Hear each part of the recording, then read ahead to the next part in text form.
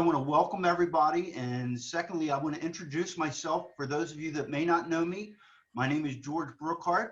I manage, along with Joe Driver, the Carroll County offices. I'm also the senior vice president with RE/MAX. And we also have Sean Basford here. Sean, you want to introduce yourself? Good morning, everybody. Hope your morning's off to a good start. For those of you that I haven't met or chatted with yet, I'm Sean Basford. I manage our Columbia office, and I am also a senior VP and get to interact with you guys every day, some of you, and that's where this kind of class is coming from today. Voices from the field, things that actually happen in the field. So looking forward to going through these items with you and our interaction. Perfect.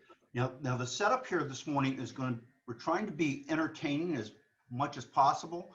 And we're sort of doing this as the Phil Donahue show. For those of you that are old enough to remember Phil Donahue, I'm going to be Phil Donahue, and Sean is going to be Oprah Winfrey. So we're going to sort of throw some questions out to you and get you to engage with some conversation and have you answer some of the questions. And her and I will alternate in presenting the questions. Okay? With that being said, let's start. We're going to go over the first topic, which is sub-agency, something that is one of the forms of agency in the state of Maryland. And the first question is this. You meet a potential buyer who declines signing an exclusive right to represent buyer-broker agreement. They want to see a home located at 123 Main Street, listed by another brokerage. You agree to show them the home, make the appointment, and show the home to them. They immediately decide they want to write an offer on the property. My question, the first one is, what agency relationship do you have with the buyer at this time? Who wants to be the first to try and answer that? Raise your hand. Everybody's raising their hand here, by the way, so you need to know that. Okay, I see somebody right there in the front. I'll let Barbara or G answer, ask them to speak up. I would think it's sub-agency. I can't hear that. Sub-agency. Okay. Okay. Sean, you got a response to that? You want to You give them want a 100% prize. or a gold star? Yeah, great answer. That's absolutely true. You do not have a buyer agency or an agency relationship with that buyer. So at that time, you are sub-agency. Okay. So in essence, The relationship to that buyer is they're a customer. Correct? The relationship to the buyer, yes, it's a customer. Is a customer. You don't have a representation agreement. Good. that's correct. So then who are you representing? Get a prize. The seller. Well, the Move issue, on. okay. The issue with that too is that in the listings, a lot of times agents put 0% commission for sub-agency, so then you don't get anything. But you're still. Go ahead. Still a Shout out, Sean. Right? seller. George and I can just go home now because you nailed this. You are absolutely Okay. correct. Absolutely correct. So in the case that this person is unrepresented, okay, what documents, if they do want to write an offer and they say, I don't want to be represented, but I want you to write an offer, what documents do you have to present to them?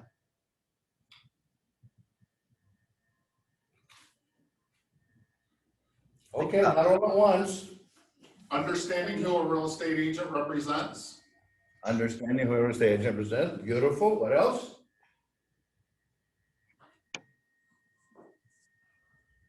Okay, help us. What else? Okay, Sean? Well, if they've not signed the agency agreement, then yes, the understanding who they represent. So you disclose to them that you do not represent them, but represent the seller at this time. So that is the correct answer. There you go. You guys are on the ball. I'm telling you, we're going to send gold stars down to everybody. Along with all that, should you have notified or are you obligated in any way to notify the listing agent of the property of your agency status? prior to showing their home. Prior to showing the home. Are you obligated to do that? No. The answer was, One answer is no. Anybody else thinking differently? Yeah. Yes? I think it's yes, because we're starting to ask the question on showing time now. What's your agency relationship with the buyer? Right. So now you have a yes and a no, which makes it a maybe. So that's our story, and we're sticking to it. It's a maybe. okay. Help us with that one, because that's a tricky one. It's Go ahead, very easy. Sean, you want to expand on that some?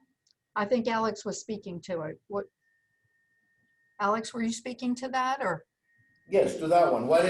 We have a no and we have a yes as the answer. Should you notify the listing agent prior to showing the home of your status?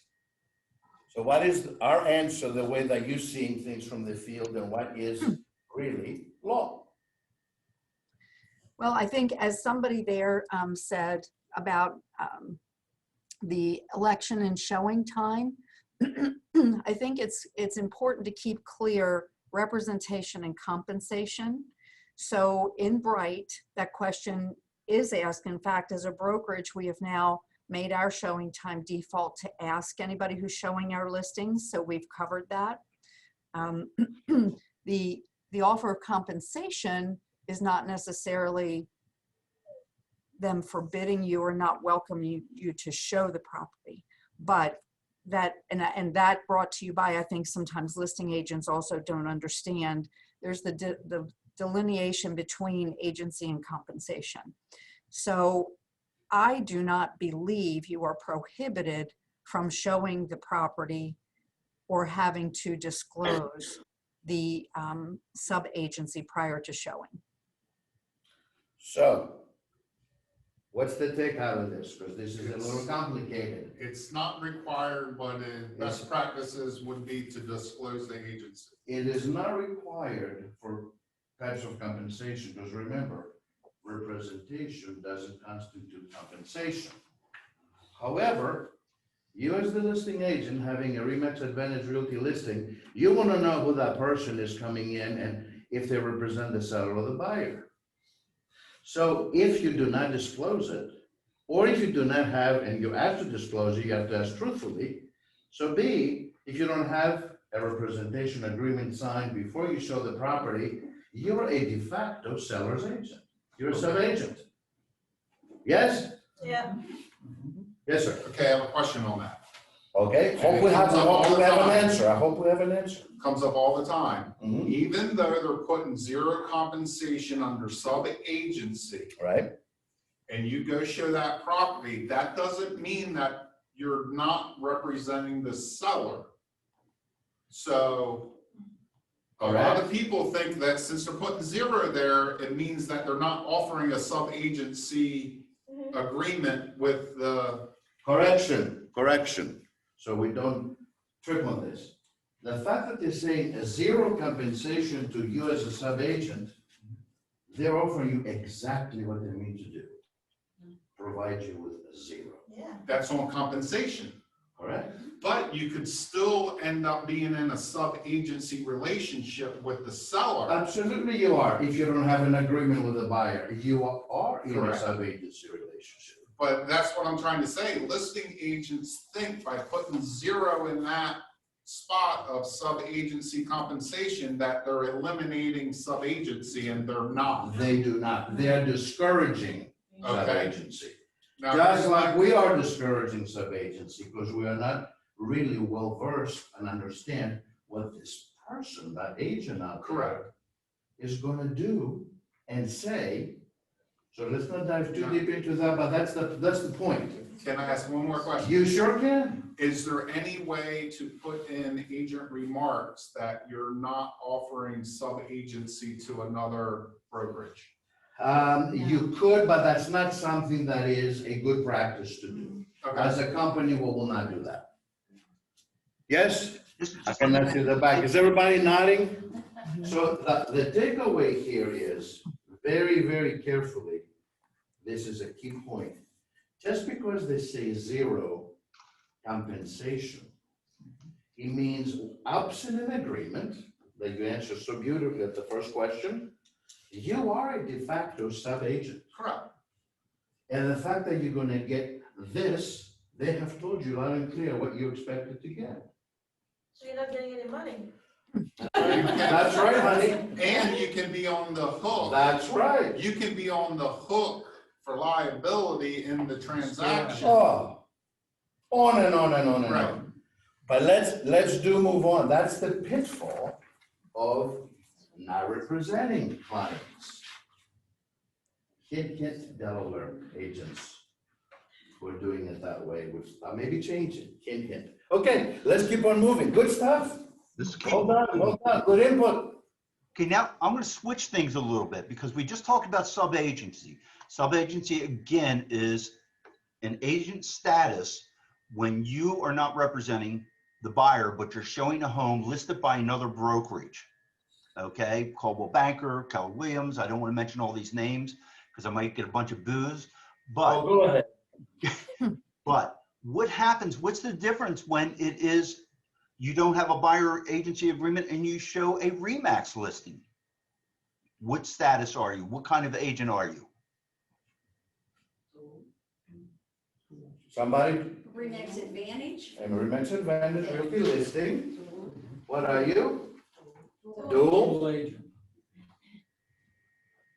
Hello, dual agent? The, Other answers? the broker's the dual agent. The, Dual agency. This is You're in getting a tricky. related situation. So careful with the question. Let's say, answer. you're an intercompany agent. Here's the question again. George said, you don't have an agreement. Oh, you're a seller's agent. Dun, dun, dun, dun. There you go. Don't have an agreement. Absent an agreement with a buyer, you again a de facto what? Represent the seller. The key distinction is you don't have an agreement with the buyer. Right. And I don't mean to steal that thunder there a little bit, guys, because it's relevant. If you do have an agreement with the buyer, that's precisely correct. You're in a dual agency situation. And who is the dual agent? The broker. The broker, the manager, the entire management team. So now the listing, the Kathy's listing and Mark's buyer, they have separate agreements, yes? What are they? Intercompany buyer agent and an intercompany seller agent, or You're beautiful. You're beautiful. Don't change a thing. You see the distinction, guys? Please chime in. Keep on rolling with this. This is so key. So many people, brokers, don't get this. Now we're gonna get a little fancier and complicated and talk about teams and what happens within a team, within the company. But go ahead. Good All right. stuff. Now I'm gonna ask one more question. This is part 3 of this whole scenario. Now, let's assume now that the buyer does decide they want you to represent them. You've already shown it as a sub-agent, but now the buyer says, I do want you to represent me. I want to make an offer on that property. Tell me what forms will you have to get that buyer to sign? And there's another form that should be signed along with probably the other one you're going to mention that accompanies the offer. And what would that form be? So unpack the question because it has a few parts. And Sean, chime in with us on this one and help us through because this is a tricky one. Yes. What, we are, by the way, under exclusive right to represent buyer tenant agency agreement. That's the section. Right? And George, again, touched on A. If they don't sign, who do you represent? Now we're at B. And then we're at C. So let's really unpack this question one more time. Slowly, one by one, George. And Sean, maybe you can take this one and lead us through one by one. Don't throw all the what ifs together, because we're gonna go slow. Go ahead, Sean. I think actually we were finishing up number 2 under sub-agency. I think that was George's question, Yes. right, George? Like Yes. if you did not get the buyer agency signed, And now the buyer has seen the house and they say, you know what, I do like that house. I should have signed the buyer agency. Now what do you need to do? You make them sign it. With the offer, at the same time. Did you hear that? I barely heard it. Did Okay. you said sign the buyer agency with the offer?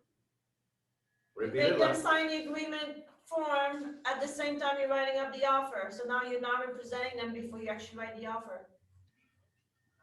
Okay, so what you're telling me is you signed the exclusive right to represent buyer broker agreement. So now that gives you authority to represent the buyer. Now, since you have shown the property prior to having that buyer representation agreement, and you were the sub-agent, what other form should accompany that? You're talking in the same. Go ahead, George, repeat that please slowly. Okay, so you showed the house as a sub-agent. Now they want you to represent them. You've written the buyer broker agreement. They've signed that. That doesn't accompany the contract or the offer that you're going to submit. But there is another form that should be submitted with the offer, since you are changing and going from a sub-agent to a buyer's agent. Stop right there. Stop right there. Okay. What's that form? Whom's real estate, who you represent that form? Say again. What's it called? The who real estate agent represent? Understanding whom real estate agents represent. The answer is understanding whom real estate agents represent. What says yay? Incorrect. And there's a hand up in the back, and I know he knows because he's shaking his hand, jumping up and down and dancing. Termination of agency agreement. No, Okay, don't give it up. I'm We- not. We stumped the audience. What? Okay. What else is there? Termination of the agreement? No. Understanding whom agents represent? No. I think Sean? Mark knows what he's trying to say. I think Mark knows his intent. What's the name of the form? I do think Mark knows his intent. Agency? I thought it was termination of agency. No. Okay, let's spit it out. What Okay. is it? Is this change of agency status? Really? Really? Yeah. Yes. There is a document in there that you submit with the offer. Now, this touches on a lot of stuff that Mark was talking about. That document accompanies the contract, and the seller has to agree. They sign it, allowing you to change your status as a buyer's agent now from a sub-agent. That is terrible. Actually, How often does that not? both of what you said is correct, but you gotta take that interim step because it will be happening more and more often. Okay? Keep it simple. Let's get rolling. Good stuff. Let's keep moving. Sean, it's your turn, kid. Okay. Oprah, go ahead, Oprah. Okay, now we will go to the exclusive right to, our second part, exclusive right to represent the buyer tenant agency agreement. First question, and it's multi-layered here. When should that agreement be signed and why? When you first meet them. When you first meet them, First scheduled meeting. Yes. first scheduled meeting. Beautiful. Good, good, okay.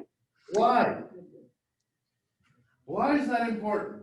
To eliminate all future problems. I like your blanket answer. That's a good one. That makes me feel so good. Why is that important? Yes, to eliminate future problems. What happens if you don't sign that document? Who's representing who? You do not represent them. Yes, Ms. Shaw. Yep, yeah, that was, you touched on A there, and just a quick caveat if I can. And our hopes in doing this class are to bring maybe an elevated sense of ease in presenting these documents to buyer agents. I know we all get busy out in the field and sometimes we can overlook them, but if it comes naturally and you feel good about what you're telling that buyer and you're helping them understand all of the benefits of the representation, all of the things that you can do for them.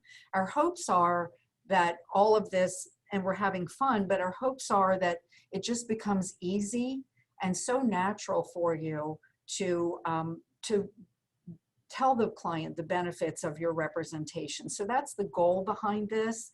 So thanks for participating in this with us. So Alex touched on A, and you guys answered that correctly. If they don't sign it, do you risk not getting paid a commission? We kind of touched on that back in the first set of questions. Is that risk relevant if they don't sign a buyer agency? Yes. Yes? Yes. Yes. Yes. Okay. And I guess a little caveat off of that one, and I won't digress too far, is, and there can be times where the buyer can pay your commission. It doesn't happen often, but that is also a way of compensation. C, if they don't want to sign that exclusive right to represent the buyer tenant, what other form could you use that would allow you the ability to represent them? And this one might be tougher for our Ocean City friends because this form was created with Alex and myself and another person. So it's a good opportunity to introduce you to that form. This may be a tough one for you. Does anybody know about the form that can be used? Are we just talking about at the time where you go and do the showings? If you haven't signed that form yet? Yes. You still need to make them sign something, but it's a different form? Yes. I don't know. Okay. Exclusive buyer agency form light. Yeah. It is what it is. It's exclusive buyer agency form light. It's a one-time. Yeah, one time, sorry. And the way we explain it, right, is look, by law, I gotta give you this. I gotta tell you this. I don't know we don't know each other well. We haven't gotten engaged yet.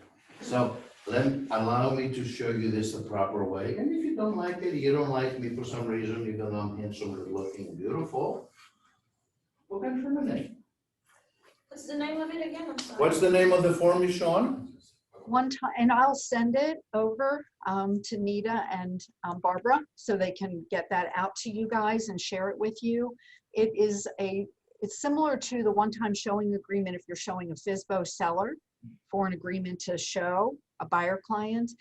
This one is an agreement with the buyer that basically lightly, as Alex says, tells them about buyer agency, names the property and the day or the properties and the day, and says on these, it's basically a bookmark form that says, we understand buyer agency, we can elect to be represented. You're showing me these houses today.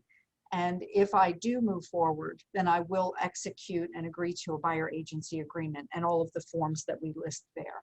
So it is a one-page form, like Alex said, buyer agency light, for those who might feel overwhelmed in the beginning, to kind of hold their place and reserve that right to be represented. This is really not something that we encourage, but so you don't lose that clients to be.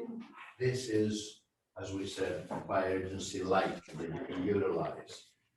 But I get it, a lot of buyers, when you're seeing it for the first time, they have all these things that just drinking from a fire hose, all this information. So it's important that you keep it simple. So this is to be used in that respect. All right, let's get rolling. What else, Ms. Sean? All right, now we're going to move on to consent of Comment? dual agency. Can I interject one question here real quick? Oh, So how many of you have had a listing that you represent the seller, of course, and a buyer comes in and wants to buy, but does not want to be represented? So basically you're getting paid on both sides. I see Mark has his hand up in the back. Has anybody else done that? A number of us have, yes. Move on, what's the point? The point is, what risk are you taking there? What issues could come up with that? And Terry Healy's involved here today from Motto. He may even make a remark about that, but what issues do you see getting involved with that? I can jump in. Go ahead, jump in, Liz. From my standpoint, I'm seeing what is a buyer not represented, correct? Yes, Buyers not represented. represented. So where do they then look for representation? And they look to us, right? They don't have representation, so their natural reaction would be say, hey, who can I use for a home inspector or something like that? I cannot help them. I can't represent them. I'm not a licensed. What is it, Joe? What is it, John? Yeah. Oh, So, exactly. So I can't do anything. I can only refer them to a licensed real estate professional. so here the mortgage loan officer's perspective. How many of us want to know what's going on with our buyer? Right. Okay, prove that, all these things that loan officer cannot talk to them, cannot talk to you. Because that buyer is not represented. You see the biggie? And George is raising a great question, because I did not know where he was heading with this. So now here we are. That's a big one. You'll only get That's the a updates, biggie. the normal typical listing agent updates from the website. So she's precluded, any loan officer is precluded from talking with you and them as a buyer, you don't represent them. She is not allowed. The violations you. And it's huge violation. So the biggie here is representation is so amazing, how important it is. So that's some of the what ifs from the field. Because we had recently, one of our lenders, Terry Healy, and also Liz has seen this, that you cannot really legally talk to a non-represented buyer with and their agent. That's why I also suggest even for sale by the buyer, goes even for sale by owner, that they get representation at some point, because I can't help them. I can't Exactly. help them with Exactly. things that you guys. Yes, ma'am. What if the other agent makes them sign understanding whose real estate agent represents? They know that you're not necessarily representing them, they're just a customer, but are you gonna be allowed to get all that information? She can get all the information, she cannot communicate it to you. Even though that Even buyer though. signed that? Oh, yeah. Even though, because they understand they're not being represented. So since they're not represented, you're the buyer, she's dealing with you. And And you're out I of it. wanna know You're if out the of loan it. has been approved. I have to go to you and say, buyer, has your loan been Right, approved? right. And then the buyer can give it to us, but the mortgage person cannot. Maybe the mortgage Loan person. approval is a typical email we send out to listing agents. That's not, Right. you know, you'll But get, it's you'll in, inspections. no, nothing like that Yes. is, you won't be able to get any of that information to you. Good, So loan approval, CD sign, and appraisal in, period. well done. okay, Rob. got that one? Good, Sean, go ahead. Okay. Now we'll get into dual agency. Liz, that was great, that was wonderful. That's important. Okay. Dual agency. Dual agency. So when should we get our buyer client, hopefully, sign the consent for dual agency and dual agency within a team? When is the right time to get those documents signed? When you get your agency, when you first have your exclusive buyer agency agreement signed, you should have the dual agency initially signed, giving you permission to show those properties that are listed with the company. Did you get all that? Yes, and I'm smiling. Anybody else? Anybody else? When should you get that signed? First meeting. First meeting? Anybody else? Okay. What else? All right, help us, walk us through this. When should we sign it?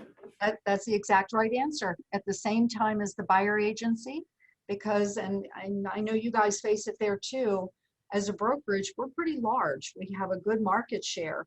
It could be that you think maybe I'm just going out to show these two, neither are listed by RE/MAX Advantage, but sure as shooting, while you're traveling between 1 and 2, they're gonna pull up whatever their app of pleasure is on their phone and perhaps come up with one that is listed by the brokerage. And then if you don't have that form signed, we're getting back into those subjects we've already covered. So yeah, the exact right time and easiest time as you're explaining agency is to explain also the depth of our market share and why it's important to get that consent for dual agency signed. And then the one for dual agency within a team if you're on a team, so that you've got all your bases covered and you're out there showing property under the right agency agreements without having to rethink it and tidy up after the fact. Great answer. And just to touch on that one more time, there are some scenarios where I've seen when I've, not just here, but when I was somewhere else, I review contracts and dual agency, and I see that the contract was actually filled out and completed the same day that they showed the property. And they had already shown the property, they're writing the contract, they're writing the buyer agency agreement, and they're writing dual agency. Which means what? What did they do wrong? You were a seller agent. Correct. The first one out. Correct. What else is wrong with this picture? If you don't get it up front?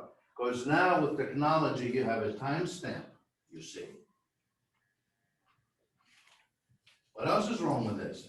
You need the change of agency. Yes, and also you need, and we're gonna get to the disclosure part that Sean is talking about. Sean, please chime in here about the disclosure part of all this. The disclosure of the agency, you mean? Yes, if you don't do this and you show the property, and now you're signing all these documents after the fact, not disclosing that, hiding that, you just stepped into a huge legal issue. How you undisclosed. Right. And that wave then can reverberate. In my world, I always look at, okay, on this file, this happened. But then in my mind, I always joke, I'm the person who says, did I leave the iron on? Well, if I did, if it falls down, will it catch the curtains on fire? If it does that, so I go layers. And in my mind, if that one file is documented incorrectly, and as Alex says, we have electronic signatures that kind of check us. If that file were to be one randomly audited by the Real Estate Commission at some point, when they find those types of things, that is like cop on ticket quota day, because then they're going to look at the practices of the brokerage in whole, making sure that we understand agency in a whole. So it's important to, as Alex said, be mindful of getting those things done timely in the beginning, and not maybe when your checklist comes back from processing to say, oh, you missed the dual agency within a team and you sold something in your team, or dual agency within the brokerage. If those are signed and dated electronically at the time of contract, or worse yet, sometimes we see them after contract or the day of settlement, that at that point, that's equally as bad or worse than not having them signed in the beginning. You got it, and that's one of the things, one of the reasons for the transaction coordination department. One of the reasons is to check those things. Double check them. Give you the heads up to make your work. One word that will clarify a lot of things when it comes to dual agency is in the title of the form. Consent for dual agency. And what we were getting at is that when you showed that property and you didn't get that form signed until afterwards, was consent given to you for dual agency? No, it wasn't. So you violated the law of dual agency. But by the way, please don't panic about all these questions that may be popping up in your head. Okay? Write them down. Hear me out. What's going on here? We are compressing. Hear me out before you panic. Write them down. What we're trying to do is compress 5 subjects in a matter of an hour and a half, which they deserve a whole day, each one of them. So what we're doing here is we're giving a taste, a lay of the land of the issues, the practices, the deep dive, all that we're going to be discussing on breakout groups, on masterminds, G, John, Nita, Barbara, myself.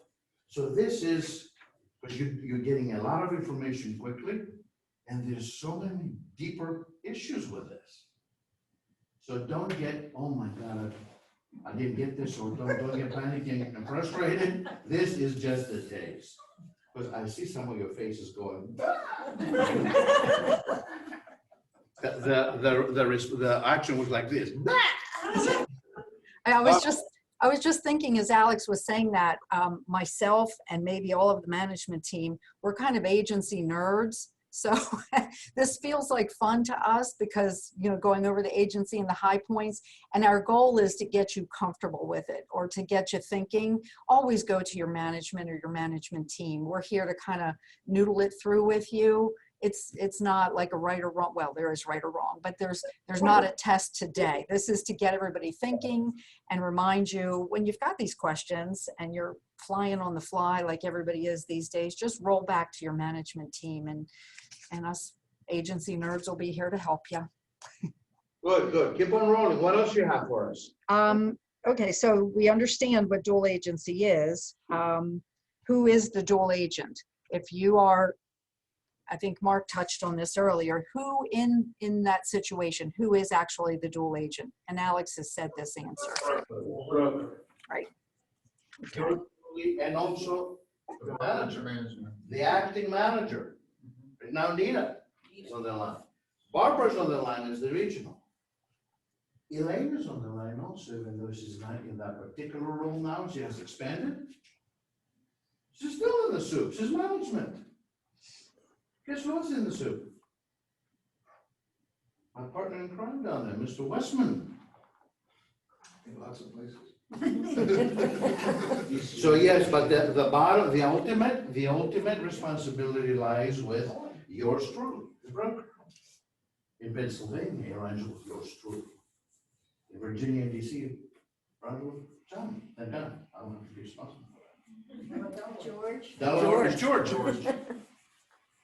Okay, one last thing in regards to dual agent, just remember, once you enter into dual agency, they've already signed, the buyer signed their consent, the seller signed their consent, but you're entering into a contract. Remember, each party, again, there has to be signed because now they're actually in it and they're agreeing that they're into it. So there's a second part on that consent for dual agency that should be signed at the time of contract acceptance. Right. And from both sides, as George is saying, if you take a look at the forms, if they're done properly, the buyer will have agreed when they sign their buyer agency, consenting to the possibility of dual agency. A seller will be signing, consenting to the possibility of a dual agency.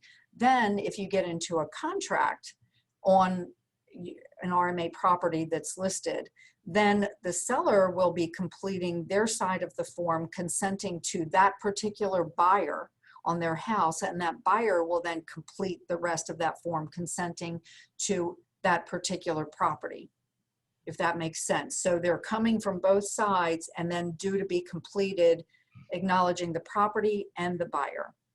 John? Sean, is it on the dual agency form affirmation point that the Yes. address of the subject property gets written? Yep, that's exactly right. So we reaffirm. That this property is. So many in this industry, brokers don't get this. Gotta reaffirm. Would you Go ahead. use that form you had signed with your buyer to include into the offer you're submitting? Or are you gonna use the consent for dual agency that's already in the listing, that's already been filled out by the seller? Or you do both? Initially, you're gonna fill out understanding who it is representing the agency. When the time comes and the parties sign and the contract is accepted, they need to be reaffirmations. So at the time, no, you don't do both. Quickly here, let me give you a little bit of a caveat, okay? Because Sean was talking about within a team. Setting up a team, we have lots of teams in here. Does this apply to solo agents also? Yes. Yes. Absolutely, yes. Think of Remax Advantage Realty as a mega team. Right. So any listing that the broker has, anyone who sells that listing within the company is like they're part of a team. Dual agency, of course. Agents from Carroll County, if they sell something here, they're part of a team. A lot of brokers look at that. So it's not necessary that it is your own esoteric team, and we have lots of them. You are part of a mega team. And the goal is what? To dominate the market. The goal is what? Sell our own listings. And the goal is what? We're gonna have lots of dual agency, baby. Now, Yes. it's dual agency if it's Remax Advantage Realty and it's your company, but it's not dual agency if it's Remax Coast. Exactly correct. Different broker. A lot of people don't know that. Good, they don't? You and I need to have coffee afterwards. Do you wanna be the broker? A long time ago, What's that? Marlene told me, you know why they call them brokers? Because they're Right, broke. yes. Broker. All right, good stuff. Let's keep on rolling. Just one last thing, I'll make a comment. I know some of you are licensed in more than one jurisdiction. You're licensed in Delaware, and there may be somebody there that's licensed in PA. We do recognize that the laws are different there. There are some differences in agency as well as dual agency, and we are reviewing those, and that's a topic of another date and time, but we are looking at that. Okay? Beautiful. Let's get rolling. Okay, so I think we're done with dual agency, Sean? We are, we're on to your duties of expertise. Right? Thank God. All right, here's one of my favorite topics, and we said we're having fun with this. I love this topic. It's a passion of mine, and it's called knowing and understanding your duties and areas of expertise as an agent. Okay, so now I'm going to give you a little example, and it's a little bit drawn out, and I'm going to try and read slow. And I'm from Baltimore, and we talk a little bit fast, so I'm going to slow down the best I can. Joe has been in real estate for 8 years. He has sold nothing but residential properties during that time. He has a past client that approaches him and asks Joe to represent him in the purchase of a strip plaza that includes a restaurant that will be owned and operated by him, the buyer. The restaurant includes also a liquor license, as well as many other things such as stools, furniture, and things like that. My first question is, what information would Joe need to write this offer? Should Joe be writing the offer, and why? And there's a couple topics here. Should Joe be representing this client, and why? And why is this important and relevant to the discussion of agency? Who wants to be the first to jump into this one? So, Go ahead. before we really jump on this, stop monopolizing the damn conversation. Call you that no amount once. So, before we jump on this one, let's understand this. This is a commercial property. It involves a liquor store, it involves multi-tenants, yada, yada, yada, yada, yada. I don't Right. think it should It's represent. outside. So what George is asking simply is, what information would Joe need, this agent need, in order to represent his client property to write this offer? The answer is exactly, Mrs. L, lots. So much, so much, so much. No, Mark is not allowed to speak on this one. No, actually, Mark knows this really well, he's done it. So the point is this, you need a lot of information. So if you're a residential agent who hasn't done this before, you need to really examine that. Your license says state of Maryland. I get it. You can sell anywhere in Maryland. But what can you sell everywhere in Maryland? So in this example, Take and I can go really briefly on this, okay? Because we can be here for a long time. We're talking about zoning laws. We're talking about lease documents. We're talking about liquor licenses. We're talking about expectations, financial statements, budgets. We're talking about triple net leases versus gross leases versus modified gross leases. We're talking about notices and expirations. Talking about city sewer water. We're talking about allocations. We're talking about so many things, especially if this property has pad sites in front of it. You put a McDonald's or Burger King or whatever. So if you have no clue, you haven't done this before, Gotta get somebody else. what have you just done by representing this person? Gross misrepresentation and negligence, which is not covered by E&O. Not covered by our E&O policy or any E&O policy, because you are incompetent in that arena. So strategies with this, that's why I want to lead us a little quicker onto this discussion is, should Joe be writing the offer? No, No. commercial real estate agent. But this is a good buddy, a friend, a client who the family knew forever. Are you gonna say to him, speak to the head, get the hell out of here, I don't want to talk to you? Of course not. You can be involved. So you can be involved. So should we write the offer? No. Usually attorneys write this kind of offers. So many people ask, do we have a commercial lease form or a commercial contract form? And the answer is, no, hell no. An attorney should be writing these. So should Joe be representing the client? We said no. But what could they do? Refer it, yes? And work with Mark in this instance together. Learn to work with you. You see the difference? Go ahead, Georgie, what else? Okay, I mean, that was pretty good. I mean, it's no different than me, say, for instance, I'm more of a county, city type of guy. If I were going into Anne Arundel County, go over to the Eastern Shore, I don't sell waterfront property because I know nothing about high and low water means, riparian rights, navigable waterways. It's not my area of knowledge or expertise. And I see a hand up in the back. I agree with you wholeheartedly, and I think that our company should spread the word on the knowledge that the other side of the bridge does not have. And there's a lot of good agents over here that would be more than willing to take referrals. Precisely. And that's exactly the point. And Ms. Purcell is absolutely spot on and correct. Bright has opened up the can of worms. But it doesn't mean that associates from across the bridge know what they're doing. I will tell you this as a broker, I'm not comfortable with that. And when I see that, and we have copers who do that, go on them. Here's the difference. If an associate from across the bridge takes the time and the effort and the energy to learn and pay the dues, different.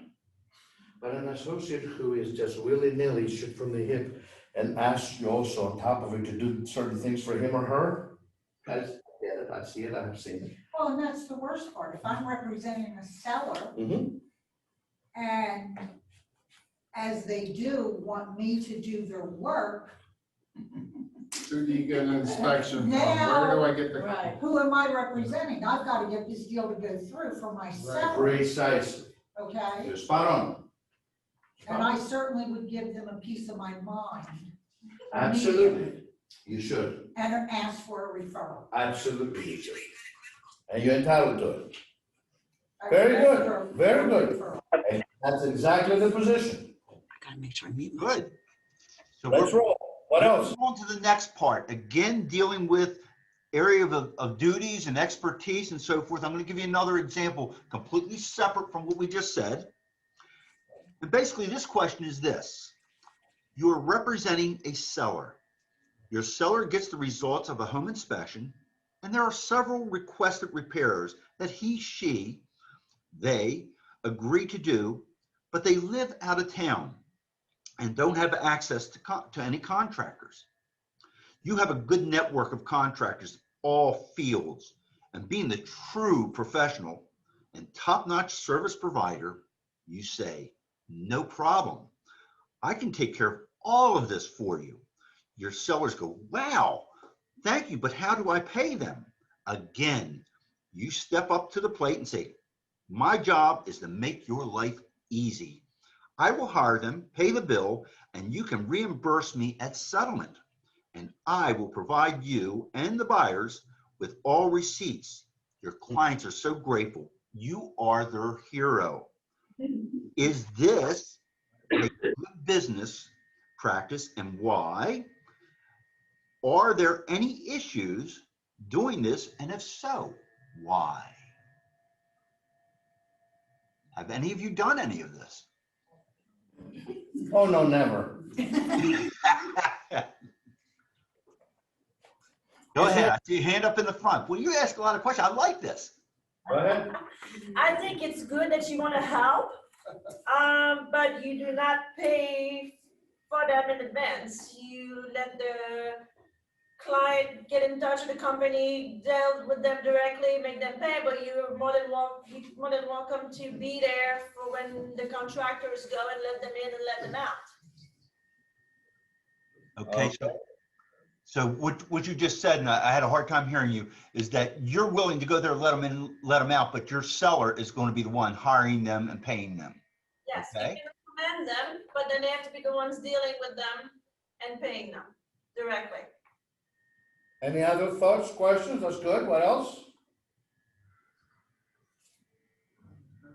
Everybody's kind of quiet. Go ahead, George. Tell us what else that you may see. Okay, I just want, again, I have run into these situations, and we actually had a couple cases in the past where buyers or sellers agents have done this, and then the repairs that were done were improper. And when it came time to file a complaint, everything went back to the agent. The agent was the one responsible, and obviously they are beyond their Expertise. their duties and areas of responsibility. Henceforth, your E&O insurance does not cover you. We even had a situation where we had someone that was moving out of state, that they had already moved down to Florida. The agent hired, they got these container boxes to fill up, these drop boxes. The agent hired the people to load the drop boxes. It was moved down to Florida, and when it got there, it was discovered that jewelry was missing. They go after the agent. That's the person that did it. So again, you're going outside your areas that your duties that are laid out by Maryland agency law. And Mark, you're raising your hand. Yeah, now you said a key word that the agent hired those people. Yes. Now, as long as we have the contractor form with the, Joe Blow's contracting and Harry's remodeling, and we verify that they have their MHIC or whatever licensing they need, we just recommended them, that's within our purview. Yes, you're recommending. All you're doing is recommending there. You're not hiring them. You're not signing the contract. You're recommending them or referring them. Another thing that it's important is when you recommend people, make certain it's abundantly clear that you're not responsible for the workmanship of the work they perform. You're recommending that done well, other people have done this, but you're not responsible for the repairs and the work. Well, that's what the form says. That is important that you highlight, as I said, highlight that. Okay. Okay, and I'm gonna summarize this up, and I'm just gonna read you Article 11 of the National Association of Realtors Code of Ethics. And it basically says in here, the services which realtors provide to their clients and customers shall conform to the standards of practice and competence which are reasonably expected in the specific real estate disciplines which they engage, specifically residential real estate brokerage, real property management, commercial and industrial real estate brokerage, land brokerage, real estate appraisal, real estate counseling, real estate syndication, real estate auctions, and international real estate. Realtors shall not undertake to provide specialized professional services concerning a type of property or service that is outside their field of competence unless they engage the assistance of one who is competent on such types of property or service. That's exactly what Cindy was saying, what Cindy Purcell was saying, besides the correct. All right, what else?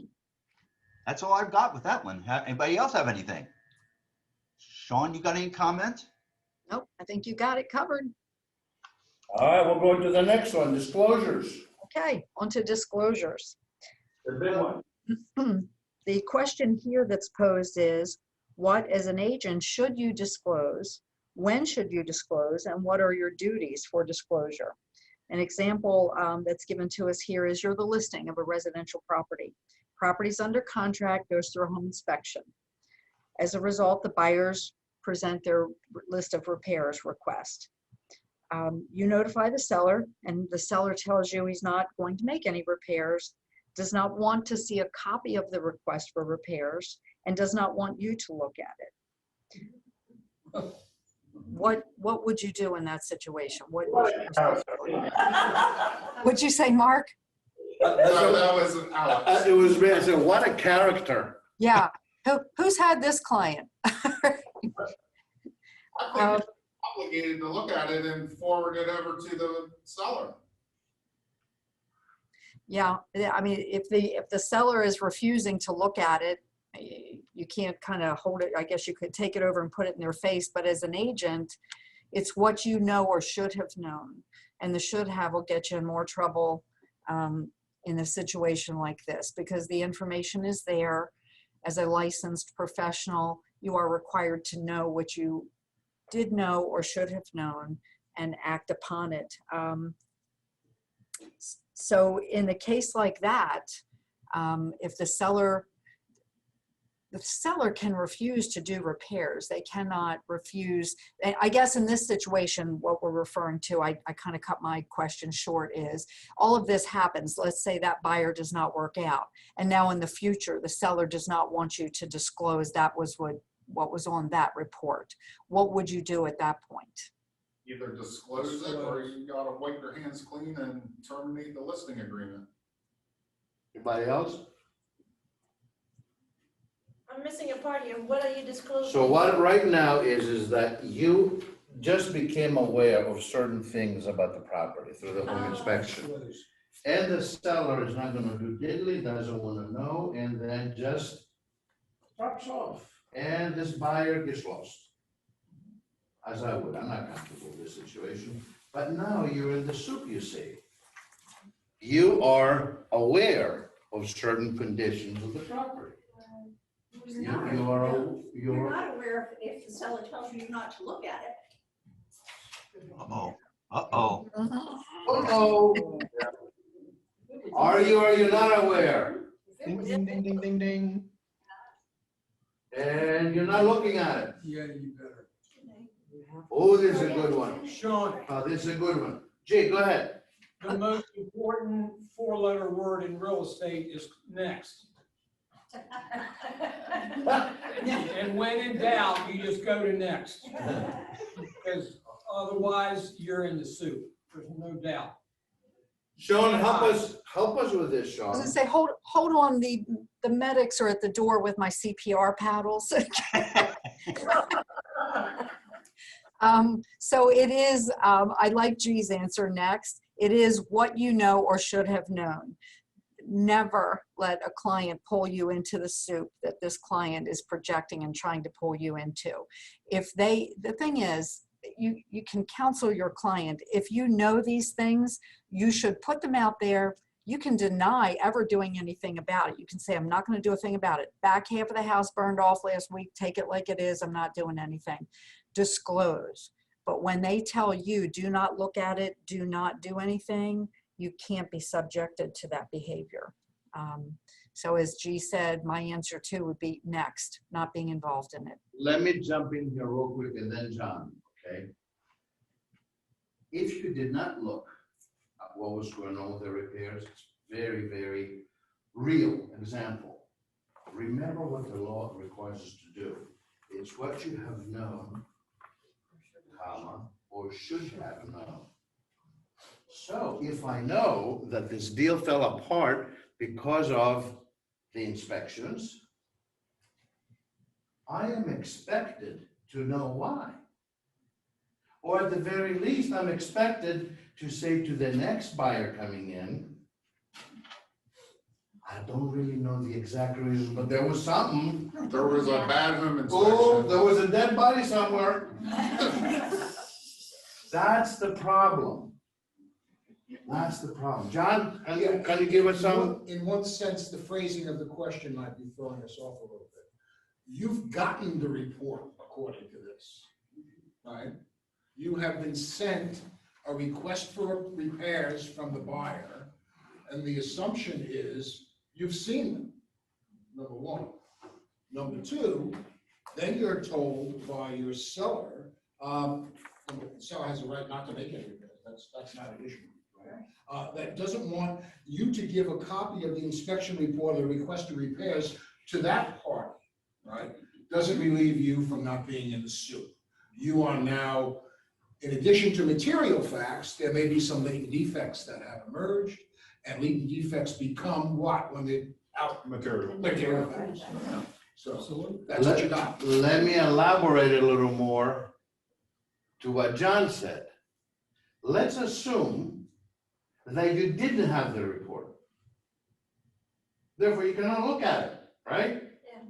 But that inspector said, John, buddy, how much money do you got, does the seller have? Because there's a lot of crap to be fixed here. And you go, don't tell me. I don't wanna know. I don't wanna know. But guess what? But You know there's a lot of crap to be fixed. And maybe it's not just the garden hose, okay? That's back to Sean's point of, or should have known, you know now. That's the point. This is where we get stuck in a representation situation that now you cannot lie, you should have known. It's on your radar, and what you need to do next is inform this slick client that this is not over. The next one is gonna come on board and they're gonna have the same issue, and you must disclose. But if Yes, he says- Cindy. But if he says, all right, we know all this stuff, I just want to sell it as is. That's what I was gonna say. Okay.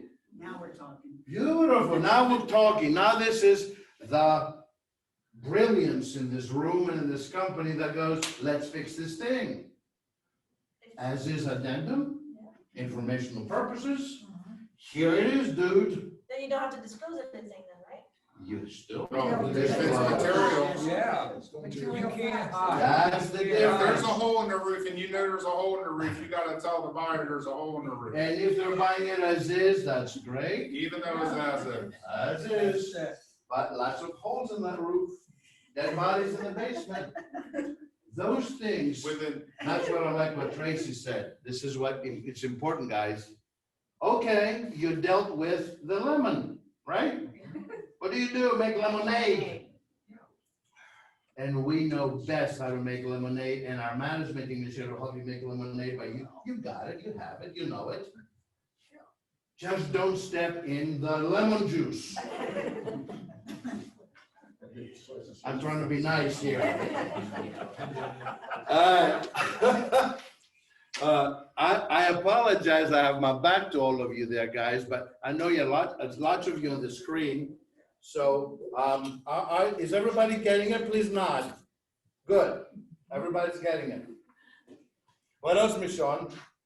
I think that sums it up. It's about what you know or should have known. You used the lemon juice analogy. I was going to kind of use the toothpaste analogy. Once it's out of the tube, you can't put it back in there. It's out there. You got to clean it up or deal with it and walk around it, but you must acknowledge that it's there. It's what you know or should have known. That's the important factor. Yeah, and Beautiful, beautiful. John? But just remember that the code of ethics also requires that licensing, that agencies, go ahead. Go ahead, The John. question is, in the real world, has anybody on screen or here ever had a client like this? And a couple of hands went up here. Barbara's did. Yeah. Natives did. Tracy- I have one now. That's interesting. and actually told you not to disclose the. Sean is, hand is up. Wow. And I So said, this exists. sorry. So guys, look, listen to this, okay? This disclosure issue is probably not only getting accelerated, it's getting even more serious. And do you know why it's getting more serious, folks? Because of the heat of the market.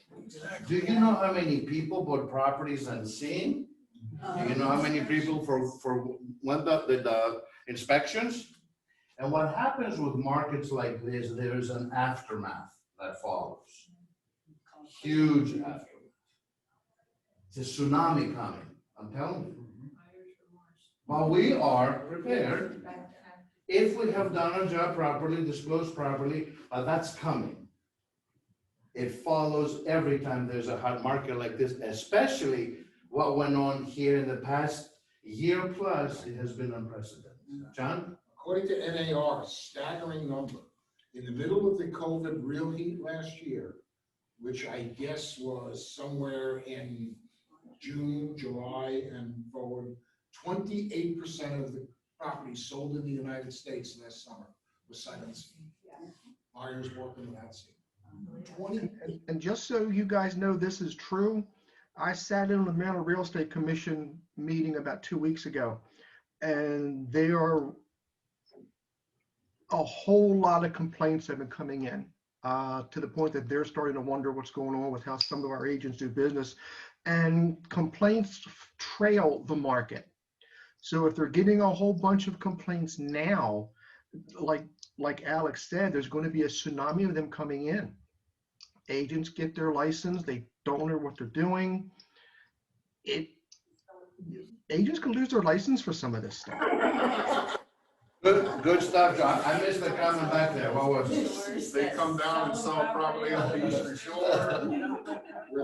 So the thing is this with disclosures, we cannot be late with this enough. The other things that we gotta be careful with is, and I'm getting back to agency because we didn't touch on that a little bit on that one. When you do not disclose agency, when you're an undisclosed dual agent, as far as disclosures, what happens to us as a company is that we're out swimming in the ocean without a paddle. E&O will not cover you, will not cover it, will not touch it. Why? Undisclosed dual agency is an intent to defraud. E&O policies, contrary to some companies out there believe, and clueless, brokers included, are there to cover errors and omissions, willful mispresentation, fraudulent practices, especially non-disclosures, material fact, agency, who do you represent? That becomes such a sticky wicket, for lack of a better word. It's like deep doo-doo wicket. That there is no defense. It's almost as bad as dipping into your escrow account. There's no defense. Zero, none. Because E&O will not touch it. So keep in mind that what happens with that is a ricochet effect. That's where we're gonna be so careful with the disclosure issues, especially material fact, which by the way represent, did you say this already? 75% of complaints about material facts and non-disclosure?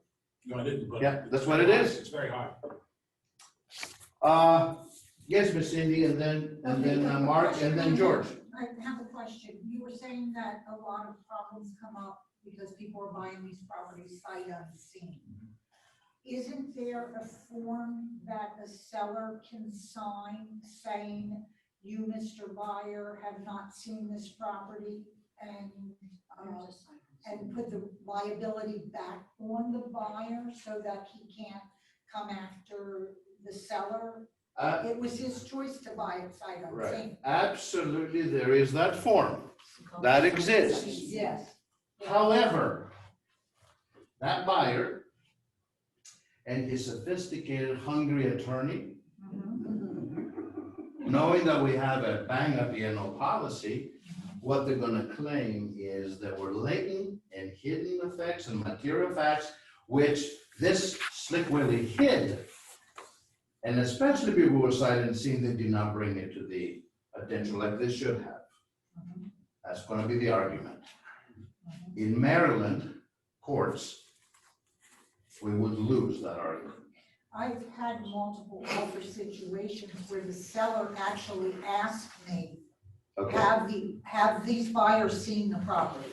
Did you hear the question? She has had multiple offers in situations where the sellers actually ask, have they seen the property?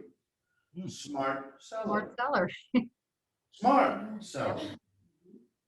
That's why I'm telling you, we're gonna deal with this issue, because even though we protect ourselves and sign the documents and they realize they're looking at this property and they haven't laid eyes on it, they haven't physically stepped through the threshold.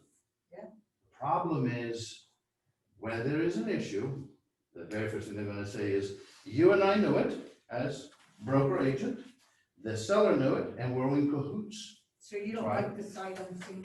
The sight unseen has lots of chads. Remember the deal with the chads? How many chads were hanging? A lot of chads hanging with this. Do I like it? Don't like it? It is what it is. We're gonna deal with the market. You gotta really, though, be proactive and prepare, disclose the hell out of things, have them sign a lot of those things. It might be a good idea to incur your position for your seller if in fact we are looking at that more and more than ever. And it certainly appears to me that it's going to continue for a while before we get through all this. And that is that you may recommend to your seller to have a home inspection and be able to then have that and give them to be able to provide that for the buyer's agent Great. as well as their client. Great You're idea. protecting yourself. Pre-inspections. In other words, remember the movie, I forget which movie it was.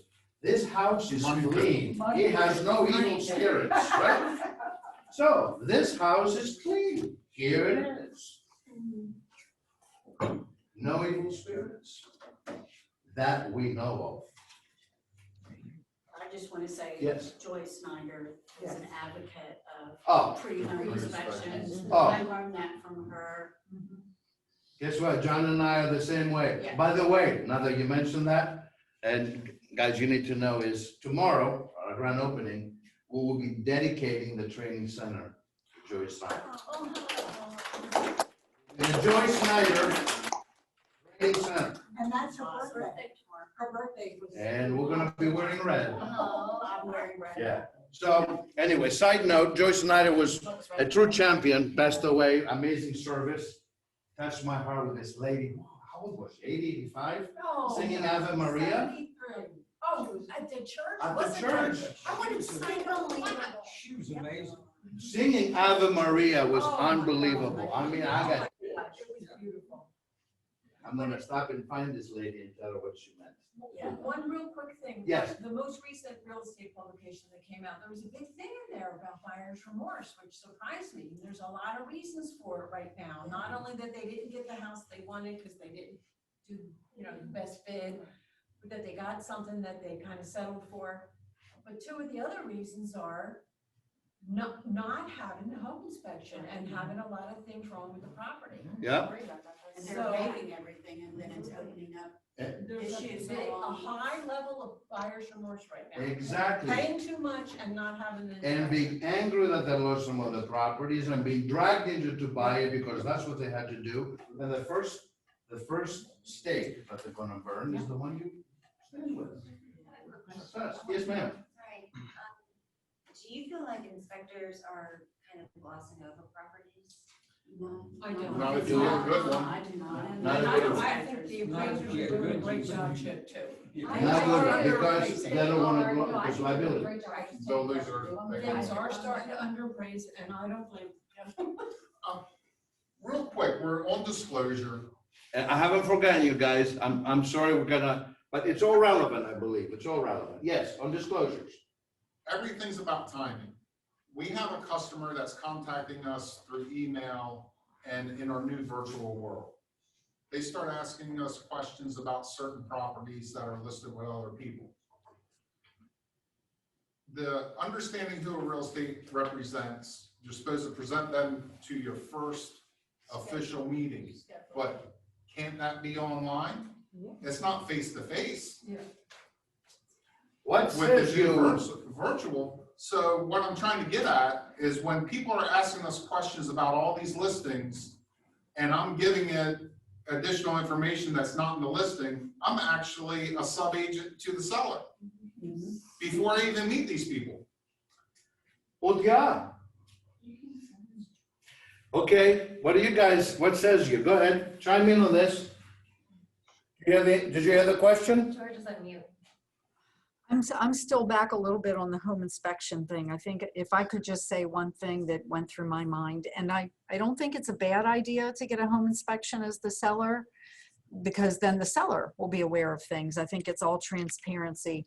As a buyer's agent, I think that if a seller was offering that, I would probably still be cautious.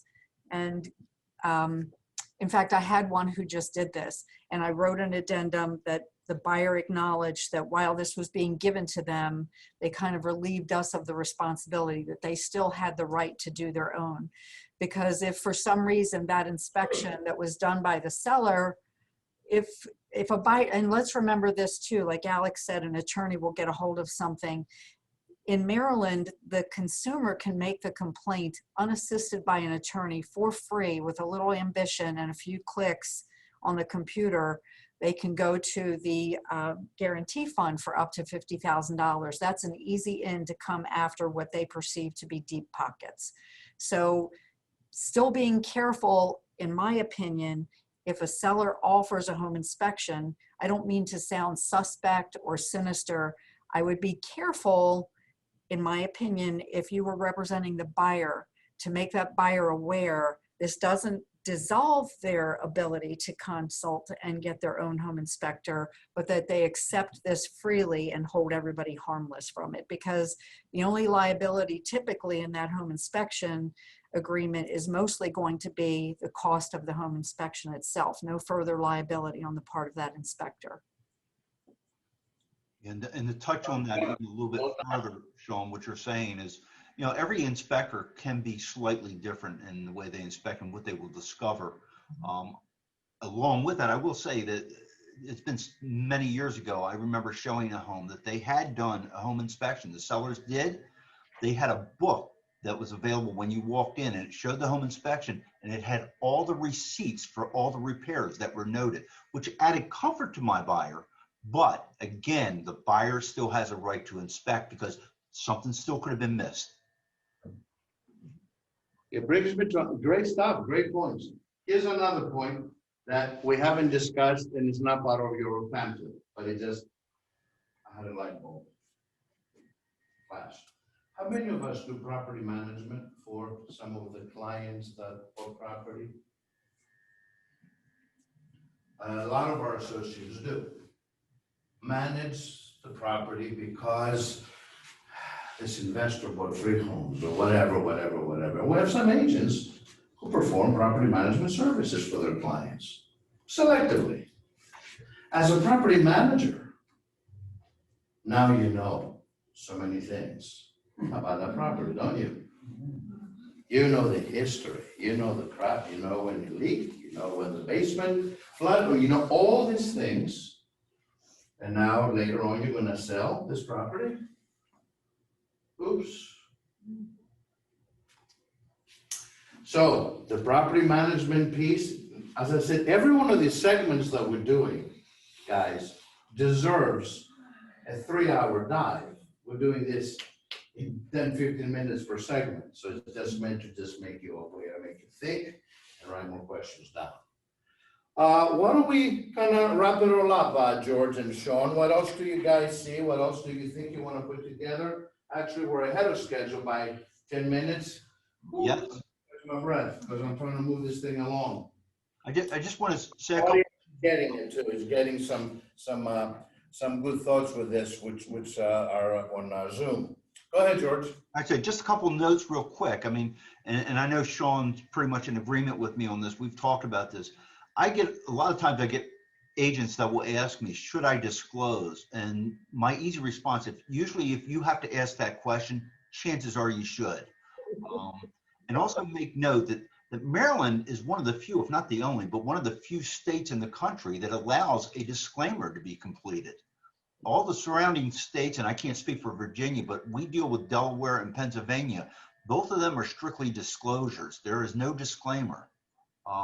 They're all disclosures. Maryland is the one that allows a disclaimer, and whether you have opinions about that or not but they do allow you to disclaim. One quick point there, George. Which is huge in Maryland, that there is a disclaimer. So you present that to our seller, right? And we say, here's the form, Maryland form. Do we fill it out for them as they tell us? No. Thank you, number one. Number two, they say, well, you know what, I think I'm going to disclaim. That's my right, right? Absolutely is your right. And then they say, now, so I'm going to disclaim because, the roof is leaking a little bit. That is the form now, it's a latent defect. And I am disclaiming it. A lot of them believe by disclaiming, they do not have to disclose material fact. Caveat there. That is a common belief of the layman or the consumer. What else, Ms. Shawn? Anything else in wrapping it up, and George? I just want to say that understand that all these questions that we've asked you today actually come from real life examples. These were not things we just made up. The names and the places may have been changed to protect the innocent, but these are actually real life situations. And Joe Driver and myself were involved in one of them. And there were agents that felt that their fiduciary obligation to their seller was not to look at that report, the inspection report, and not find out what was in there. And these are seasoned agents that thought that. That's why these conversations are so good, because we all continue to learn. You never stop learning in this business. Some of you have been in this business 30, 40 years. I'm a young guy. I've been 23 years. And I'm telling you, I learn every single day, every minute, every person I deal with, whether they've had 6 months in this business or 50 years in this business, I learn from them. Good deal, good deal. I want to let you know that as we wrap this thing up, which George said something very wise about if you question yourself about disclosures, let me give you a very quick test for you to know when to disclose or when not. Because sometimes those questions come. Should I disclose this? Should I say this? The very same question that you're asking yourself is going to lead you to that you must disclose. There is a pit in your stomach that will develop. I don't care who you are, how much of a cool cucumber you are, there is a pit in your stomach. And when you feel the pit in your stomach, that means. So, leave you with this. When in doubt, disclose. When in doubt, disclose. You're gonna sleep a lot easier at night. As we wrap this thing up, and as George said, and Shawn said, you have a SWAT team around you. Shawn is our Chief Compliance Officer watching this all the time. George is the Senior VP of the Legal Department. Joe Driver working this. G being involved in this now. John, myself, in education, coaching, our managers. You have knowledgeable people around you that you can go to at any time, any moment, any place. And you have an amazing acumen for being ethical and for being sharp and for taking situations from lemons and making lemonade. I am honored to be a broker, humbled to be a broker because of who you are. So what I'm going to tell you is this. Tomorrow is going to be a big day for us. We're going to have our grand opening. And it is a few years ago that a few of you believed what we told you, John and I, that we were here to grow this company. And I hope you see that we have delivered it and continue to do so. So tomorrow you're going to have a lot of your colleagues coming in to visit and celebrate with us. Tell them why you're here. That's all you need to do. Because a lot of them are being invited by you. Tell them why you're here. Tell them what has happened. And tell them about this company and what it represents to you specifically. That's all you need to do. Be the host and hostesses for your colleagues. That's what's happening tomorrow as we continue and as we go on to the next office and the next office, because we're here to grow. There was an ad in the paper. I don't know if it was out already. I saw it. Dispatch. Did you see The it? management team? That was the management team Okay. pictures, and they said, poised for service, poised for growth. That's why we're doing this. Now, what does that mean to our group, to our company? Growth. Market dominance within an environment that you can trust your colleague.